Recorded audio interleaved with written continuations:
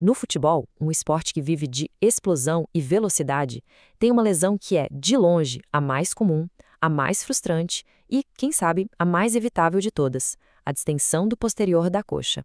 Ela tira jogador de campo por semanas, meses, e é um verdadeiro fantasma para qualquer clube. Mas, e se a solução para isso já for bem conhecida? E a grande questão for só qual é a dose certa do remédio? Olha só, para a gente ter uma ideia do tamanho do problema, quase um quinto de todas as lesões no futebol são nos isquios tibiais. 19%. É um número gigantesco que impacta demais o desempenho dos times e, claro, a carreira dos atletas. Então, o nosso roteiro aqui hoje vai ser o seguinte. Primeiro, vamos entender por que esse problema só cresce. Depois, vamos falar da solução, a tal da flexão nórdica. Aí a gente entra no debate principal, volume alto ou baixo. Em seguida, mergulhamos nos resultados, comparando força e estrutura muscular. E no final, a gente fecha com o veredito e o que dá para levar para a prática. Beleza, então vamos começar pelo começo. O problema. A lesão de posterior, que já é a campeã de ocorrências no futebol, está ficando ainda mais comum. E olha, isso não é só uma impressão, não. Os dados mostram uma tendência bem preocupante. Lá em 2001, essas lesões eram 12% do total. De lá para cá, a coisa subiu numa média de 4% ao ano. O resultado, em 2022, já batia 24%. Em 20 anos, a proporção simplesmente dobrou. É muita coisa.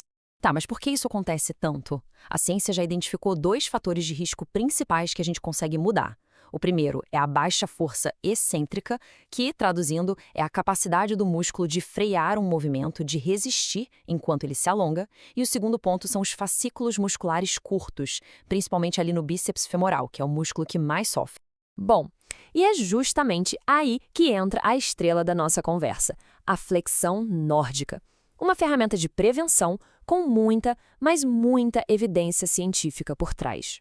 Para quem nunca viu, o exercício nórdico, ou NHE, é aquele exercício feito com o peso do corpo, né? Geralmente alguém segura os tornozelos e a pessoa vai baixando o tronco para frente, bem devagar, de forma super controlada.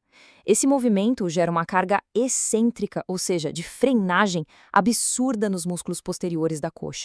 E aí que tá a genialidade da coisa toda.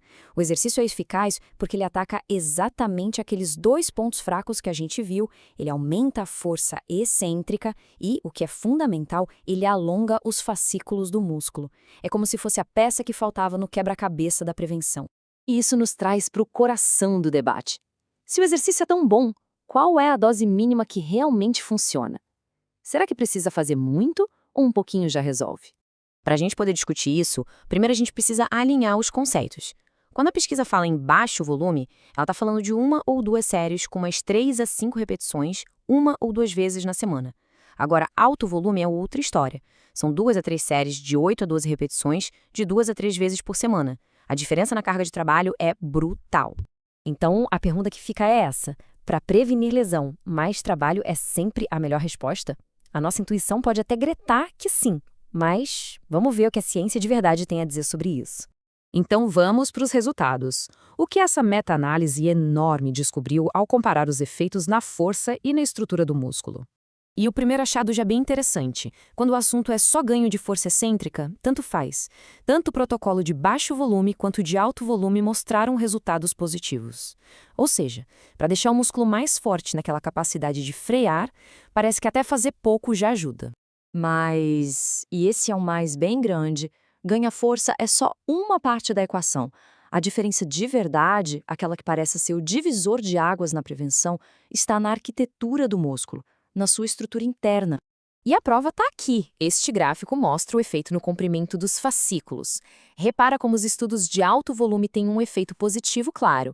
Já nos de baixo volume, nada de mudança significativa. O que isso quer dizer na prática? Só o volume alto conseguiu, de fato, alongar as fibras musculares, deixando o músculo mais preparado para os estiramentos do esporte. A história se repete quando a gente olha para a espessura do músculo. De novo, só o treino de alto volume resultou num aumento significativo. Isso é hipertrofia, é construir um posterior da coxa mais parrudo, mais robusto. E essa é a outra adaptação protetora que o baixo volume simplesmente não entregou. Ok, a gente viu os dados. E agora, o que tudo isso significa na prática, no dia a dia de jogadores e treinadores? Qual é o veredito? Olha, essa tabela aqui resume tudo e mata a charada. Para força, os dois funcionam. Mas para o comprimento e a espessura muscular, que são as mudanças estruturais que blindam o músculo, aí só o alto volume deu conta do recado. O baixo volume não mexe na arquitetura do músculo, simples assim. Então, qual seria a estratégia inteligente? Parece ser uma questão de timing. Usar o volume alto lá na pré-temporada para construir essa base, para fazer essas adaptações na estrutura do músculo. E aí, quando a temporada de jogos começar, usar o volume baixo, só para manter os ganhos sem gerar um cansaço que possa atrapalhar o desempenho em campo. E para a gente fechar, uma citação do próprio estudo que faz a gente pensar. Os treinadores devem tentar encontrar a dose mínima eficaz do INE, respeitando os resultados desejados, a adesão e o nível de força dos jogadores. Isso é um lembrete de que não existe receita de bolo. A melhor abordagem é aquela que não só constrói um músculo mais forte e resistente, mas que também é viável e individualizada para cada atleta. No fim das contas, a pergunta não é só quanto fazer, mas também quando fazer e para quem.